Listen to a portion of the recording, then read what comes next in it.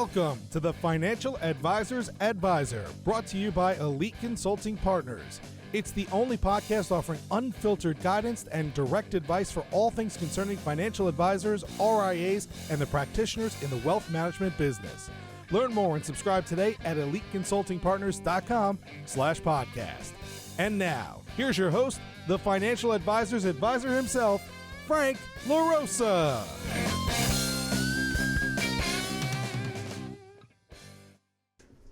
Hey everybody, welcome to the show. This is Frank LaRosa, the CEO of Elite Consulting Partners, and I am the Financial Advisor's Advisor. I'm joined here today without a banana suit, my right-hand man, Dale Dempsey. Hi. How you doing, Dale? I'm doing great, folks. No banana suit? Yep, and we're recording. But I do have a gift for you. I did bring you a banana. Thank you. So, there you go. Okay. So we are we're having a great day today. For those of you joining us for the first time, welcome. We are hopeful that you find our information informative. I know this might make me a little bit of a audio nerd, which I'm getting to, but I'm loving my new these new arms. I think they're pretty cool. Oh yeah, these new mic stands. These mic are great. Stands, whatever you call them. You're the audio guy. I wonder. I wonder how we sound. We'll hear it. I'm sure we sound fine. Yeah. And if you're returning to the show, thanks again. We appreciate you joining us. And speaking of visuals, I noticed there's something. What is this? I sort of can't see. Yeah. This. So for those of you that are listening to us on the podcast and not through our YouTube channel, every week I have a little table and I like to add a couple of little things that are important to me. Of course, for anyone that knows me knows I love bulldogs. I'm in between dogs right now, so I'm a little sad, but that's okay. So I have my boys on the table and my Arte hat, and we got a great gift. Actually got a great gift from Ed Milet and Andy Frisella this week as being part of the Arte Syndicate, and it's a pocket knife switchblade, which is an interesting gift. But that it's is really, an interesting gift. Well, that looks like you could kill sharks with that. It's pretty impressive, actually. It's pretty impressive. There's a knife. There's a knife on the table. But the theory is, a true sign of respect from one man to another or person to another is giving them a pocket knife. Oh. And so all of the sort of my brothers and sisters in the Arte Syndicate, if you're listening, what's up, guys, gals? Love you. But we all got this gift. We're really appreciative of it. And thanks, Ed and Andy, for sending it out to us. It's a cool knife. Yeah. Anyway, so I did a great podcast this morning with Jay Coulter, who does a podcast called The Resilient Advisor. So, Jay, if you're listening, thanks a lot. It was really a lot of fun. I appreciate it. Great questions. We talked about the RIA space and some of the M&A stuff going on right now. Well, speaking of, interestingly enough, was it this week? I think Ladenburg. Yeah, maybe last. I think Bloomberg broke the news that Ladenburg Thalman hired Jeffries. Yeah. To explore a sale, which that led to a ton of different questions. Yeah, flurry of inbound calls, and so I guess so. Today we're going to really just sort of hammer this and just work through it. We work with a lot of firms underneath the Ladenburg umbrella, and lots of questions. What does it mean? What does it mean for the advisors there? One of the rumors is Advisor Group is going to be, just talking to them, and then I think Cetera is also talking to them. But that's again, it's like the same story, different names, right? Right. My feeling, again, it's the same story, different names, but there's lots of different ways that this thing can play out. Admittedly, we're not sort of like in the know on this. This is just our take on. What we are theorizing, what we hear a little bit about, having seen this now before.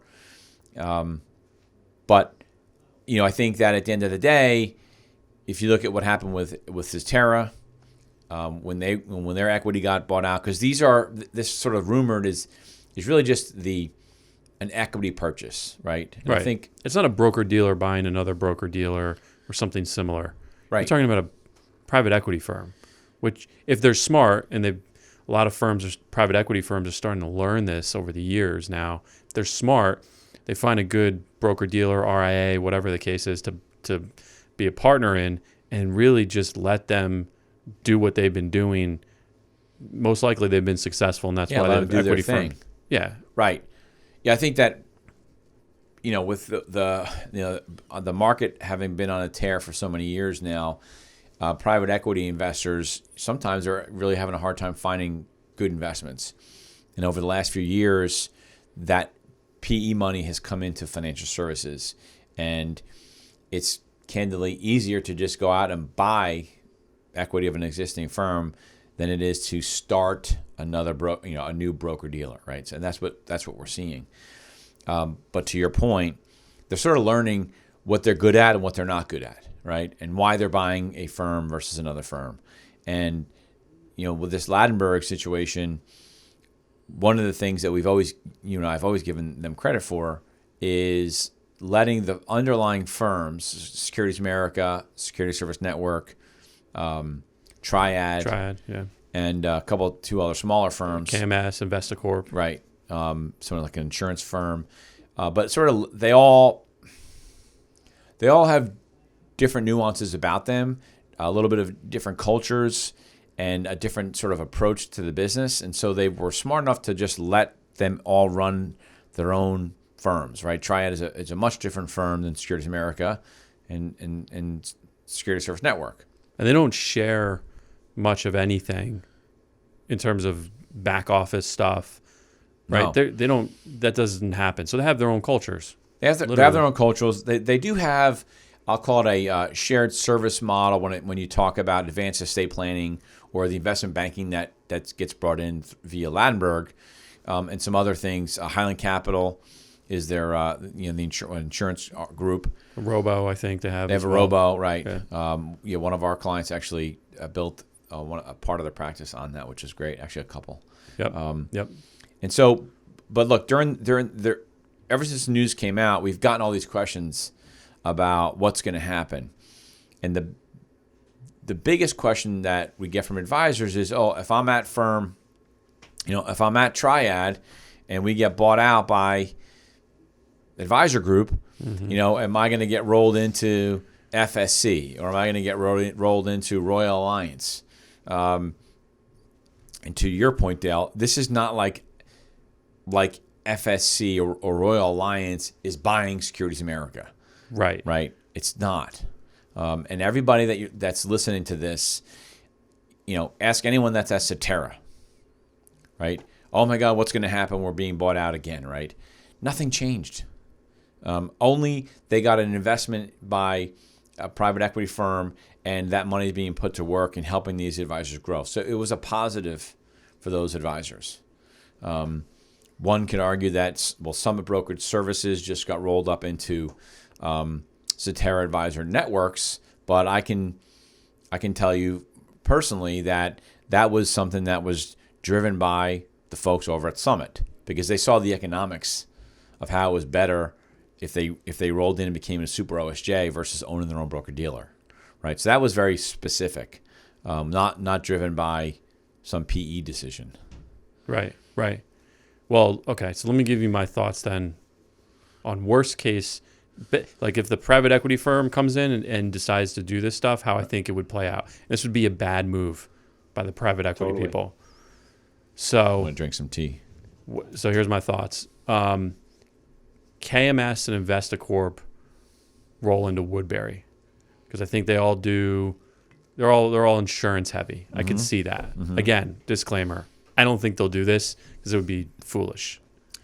And we're sticking again with Advisor Group specifically, not Cetera or any other firms. Yeah, I think most of it. I think one of the news things that I read was that they were in exclusive talks. So for the purposes of this conversation, we're going to just address what's out there, and that is Advisor Group buying Ladenburg. I think I could see. I don't know how this would work out, but the most likely scenario when I was thinking about it was somehow, some way, either Triad folds into FSC or FSC folds into Triad. They're both in Atlanta. They have some synergies. They are distinct. Yeah, I disagree with you, dude. I wouldn't be shocked. I just think it may be a stretch, but I think there's something there. So then let's pass on that. I can see. So the way I see that, right, is specifically with like Securities America, FSC, Sage Point, right, Royal Alliance. I can see, candidly, FSC rolling into Securities America. I could see that too. I think Securities America has a sort of I'm not going to say a better name. I don't want people at FSC to think that's a bad name, but I think it's a bigger firm. It's a bigger firm. It's a more known name in the industry, right? So I can see that happening.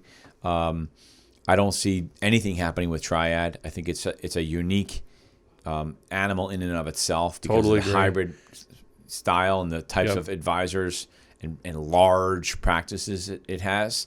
I think that's left to run the way it's run today. If it ain't broke, don't fix it. But I do think some of the other things, KMS gets rolled into Woodbury. I think that makes a lot of sense. I think that it would be interesting. So, so you have Securities America and Royal Alliance, the two bigger firms. Mm-hmm. Kind of, I think they're similar models. They are. They're similar. There's definitely unique, distinct differences. I wonder what happens there, because that's probably, if you're a private equity firm, that's probably your biggest opportunity. What to do with those two groups? Yeah, and you know what's interesting? I was talking about this to somebody yesterday, and you would think, okay, well, there's some synergies. Everyone likes to talk about synergies and scale and all that crap, right? But there's also managing risk, right? Because what a private equity firm doesn't want to do is put themselves in a position where they can't manage the risk. And if you start hearing people talking about rising interest rates, even though they just cut rates a little bit, right? But people are generally concerned about rising interest rates. They're concerned about the elections coming up. They're concerned about us being at a top. If I'm a private equity investor, you can limit your risk. It's sort of like buying an index fund versus buying an individual stock, right? Right. You buy an index because you want to limit the individual equity exposure. Well, if you buy a basket of, it's like an ETF fund. This is like a independent broker-dealer ETF. Mm-hmm. You limit the exposure that you have, like that firm down in Atlanta that blew up over one trade advisor. Yeah, that firm blew up. Right. So if you're a smart private equity firm, you're looking at this situation saying, wait a minute, what do we care if an advisor from, and not that I'm picking on anybody in particular, from LPL decides to go to Securities America, Royal Alliance, Sage Point, or Triad? What do they care? They don't. They don't care. Right? So there's upside there, and they actually can limit their downside, because if that advisor from LPL is talking to 4 firms and 3 of them are owned by the same entity, then they look at their average odds. They're winning.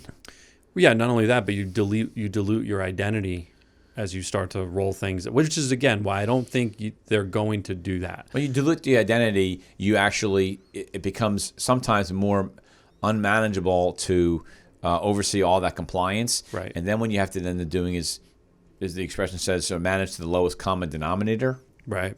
Yeah. Right. So if you can keep it the way it works, if you're making good money, just like clipping coupons, you're reducing the exposure of individual broker-dealer risk.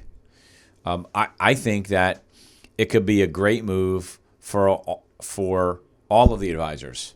If it gets rolled into advisor group and the whole thing gets rolled up, in theory, now all the advisors at advisor group are getting access to Ladenburg Investment Banking, right? All of those things. That would be great. That'd be phenomenal. Huge. Yeah.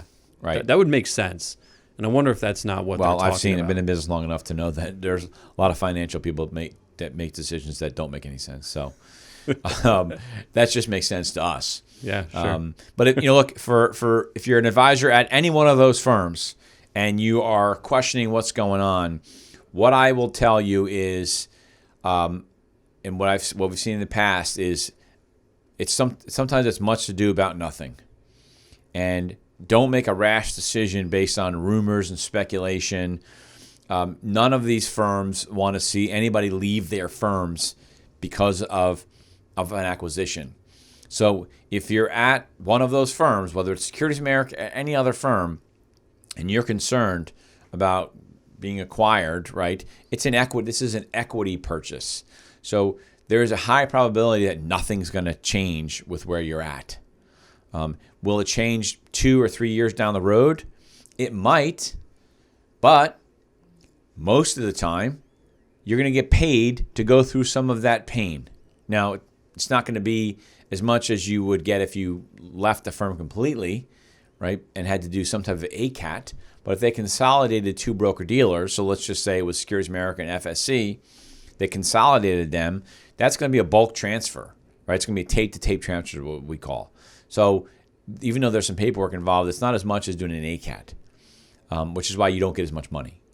And so I would just tell you, if you're listening to this thing, don't make a rash decision just because of some of the news.